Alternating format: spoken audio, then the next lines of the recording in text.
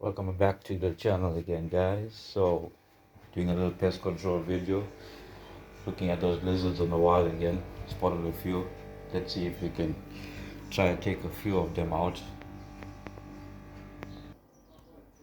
And there he is right there, the blue head guy, just in between the gates, towards the right hand side middle of the screen.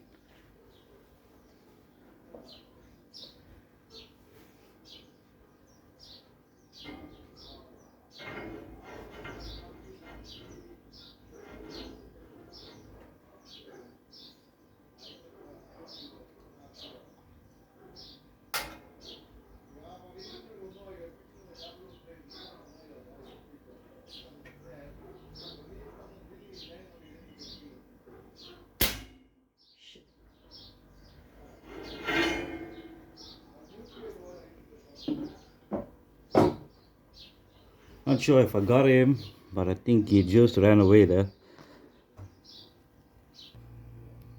There's another one of those guys on the top of the wall there. You can see in the top middle right of the screen. Just on the top pillar there. Waiting for him to come down so I can get a clean shot of him.